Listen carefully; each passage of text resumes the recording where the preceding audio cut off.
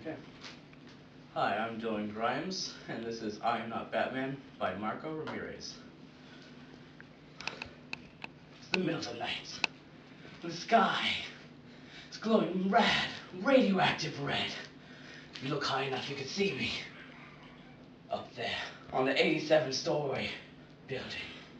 A place of gargoyles and broken clock towers, dead and still for centuries of years. Up there's me. And I'm frickin' Batman.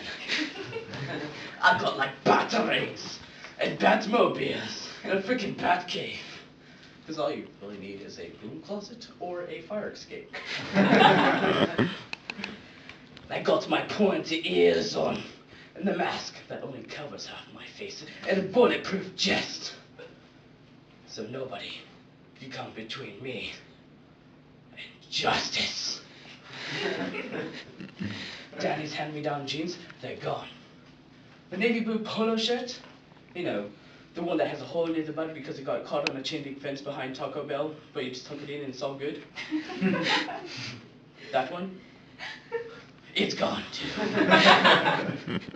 And I get all like, transformation. All. And up here, I can do everything. Down there is a janitor man, stumbling home drunk, spending half of his money on 40-ounce bottles of twist-off top beers and the other half on 4-hour visits to some lady's house where the lights are shot out by the people that do what they do in the dark. And up ahead of that janitor man, there's a group of big punks waiting with rusted bicycle chains and big baseball bats, waiting to beat every cent out of him, which he does not have any of, until the muscles burn and there's no more teeth to crack out.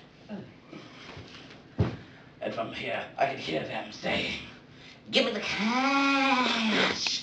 Like really fast, like, "Give me the fucking cash!"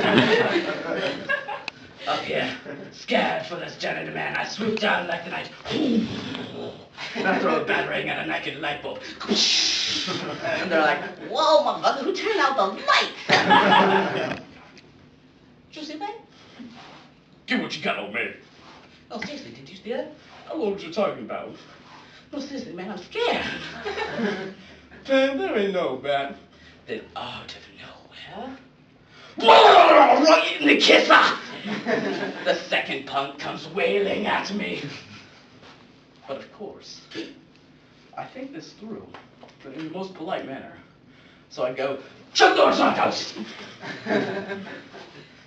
Then all of a sudden, everything goes quiet. Hearts racing in our chests.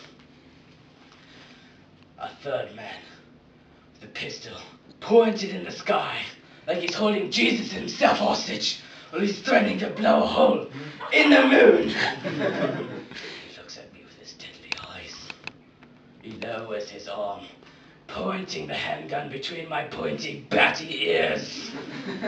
Like it's a field goal post and he's the special teams. And I think to myself, maybe I'm going to lose. That's a funny one. Give me acid! And those good-for-nothings became good for disappearing and went back to the shithole they came from. The janitor man curled up, crying in the fetal position, crying and praying to St. Anthony, because that's pretty much the only one he could remember. And I pick him up by his collar and look him straight in the eyes and say, "Go home." Throw him down and disappear into the darkness. As he slowly walks back home, checking over his shoulder every 10 feet. And I'm hopping building to building. I jump through a window and I'm back in bed. He reaches for his keys, shaking me, trying to put it back in the keyhole, but it won't work. For some reason, these are possessed. All the keys and locks the door as fast as he can. Gets some water. I could hear him from my bed. He starts walking upstairs. And you could hear his footsteps. And he reaches for my door and turns the handle. Which he never does, by the way. He pulls it open slowly. He walks inside. And I lift my head like I just woke up, and I'm all like, "Oh, hey, Dad! Good to see you!" He stands there, terrified, shaking, in his crappy old boots. He turns away. Liquids coming from his cheeks. Not sweat. No. He looks back at me and says, "I'm sorry," and walks away. In bed, I slowly crawl out, go to my window and crack it open just a little bit. Stick my head out, because from here, I could hear everything. Thank you. By Neil Hilborn. The first time I saw her, everything in my head went quiet. All the tics, all the constantly refreshing images just disappeared. When you have obsessive compulsive disorder, you don't really get quiet moments. Even in bed, I'm thinking, did I wash my hands yet? Did I lock the doors yet? Did I wash my hands yet? Did I lock the doors yet?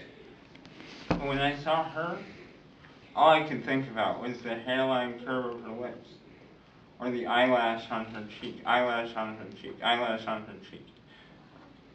I knew I had to talk to her. I asked her out 6 times in 30 seconds. She said yes after the 3rd one, but none of them felt right, so I had to keep going. On our first date, I spent more time organizing my meal by color than I did talking to her. But she loved it. She loved that it took me forever to walk home, because there are lots of cracks on our sidewalk. She loved that I had to kiss her goodbye 16 times or 24 times if it was Wednesday. When we moved in together, she said she felt safe, like no one would ever rob us, because I definitely locked the door 18 times. I'd always watch her when she talked, when she talked, when she talked, when she talked, when she talked. When she said she loved me, her mouth would curl up at the edges. At night, she'd lay in bed and watch as I turned the lights off and on, off and on, off and on, off and on, and off and on. She'd close her eyes and imagine that the days and nights were passing in front of her.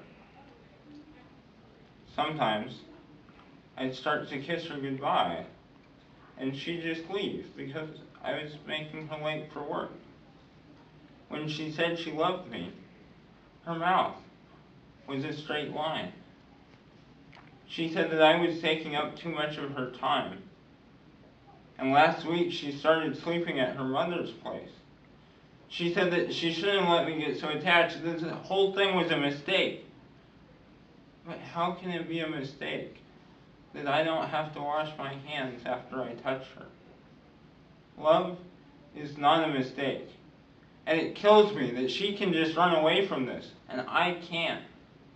I can't go out and find someone new because I always think of her. Usually, when I obsess over things, I see germs sneaking into my skin. I see myself crushed by an endless succession of carbs. And she was the first beautiful thing I ever got stuck on. I want to wake up every morning thinking about the way she holds her steering wheel, how she turns shower knobs like she's opening a safe, how she blows out candles, blows out candles, blows out candles, blows out. Now, I only think about who else is kissing her. I can't breathe because he only kisses her once. He doesn't care if it's perfect. I want her back so bad. I leave the doors unlocked. I leave the lights on. Thank you.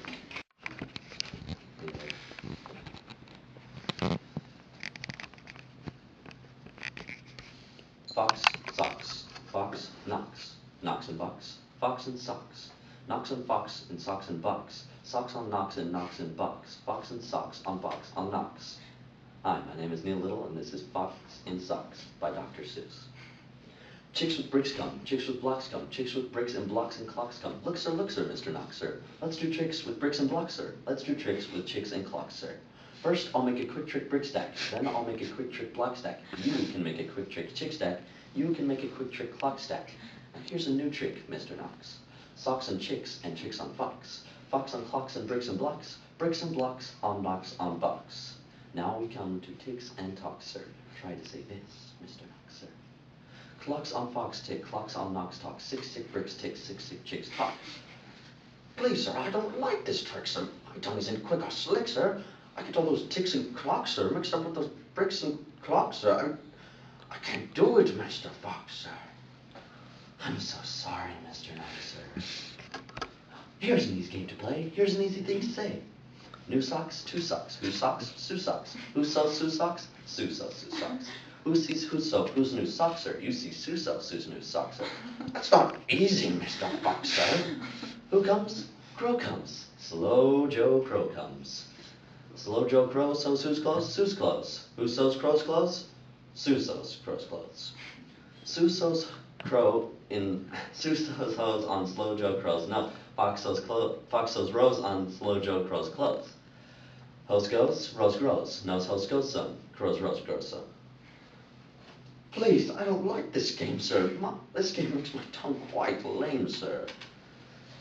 Mr. Knox, sir. What a shame, sir.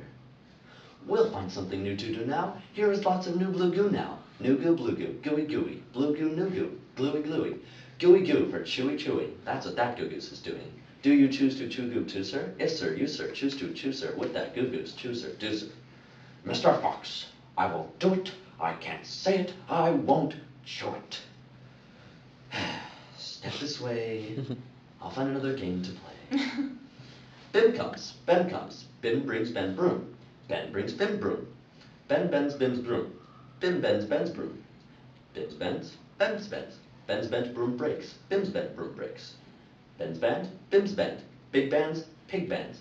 Bim and Ben lead bands with brooms. Ben's band bangs and Bim's band booms. Please, stop it. Stop it. Stop it. Stop it. Ah. Bring your mouth this way. I'll find it something it can say. Luke Luck likes lakes. Luke Stuck likes lakes. Luke Luck licks lakes. Luke Duck likes lakes. Duck takes licks in lakes Luke Luck likes. Luke Luck takes licks in lakes Duck likes. I can't blab such blabber blubber. My tongue isn't made of rubber.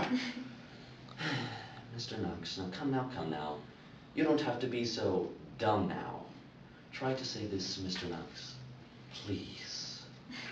Through 3 cheese trees, 3 free fleas flew. While these fleas flew, breezy breeze blew. Breezy breeze made these 3 trees freeze. Breezy trees made these trees cheese freeze. That's what made these 3 trees sneeze. Stop it, that's enough, sir. I can't say such silly stuff, sir. Very well. Let's have a little talk about Tweedle Beetles. What do you know about Tweedle Beetles? Well, when Tweedle Beetles fight, it's called a Tweedle Beetle battle. And when they battle in a puddle, it's called a Tweedle Beetle puddle battle. And when beetles battle beetles in a puddle battle, it's called a Tweedle Beetle puddle battle. And when beetles fight these battles with their paddles in a puddle, and the Tweedle Beetle puddle is a puddle in a puddle, they call this a Tweedle Beetle bottle puddle paddle battle muddle. And when beetles fight these battles with their paddles in a puddle, and a bottle on the poodle, and a poodle's eating noodles, they call this a muddle puddle twiddle poodle beetle noodle bottle paddle battle. And now wait a minute, Mr. Fox. When a fox is in a bottle with a Tweedle Beetles battle, and the bottle's on a poodle eating noodle, they call this a muddle puddle twiddle poodle beetle noodle bottle duddle waddle muddle fox in socks, sir. Fox in socks. Our game is done, sir. Thank you for a lot of fun, sir.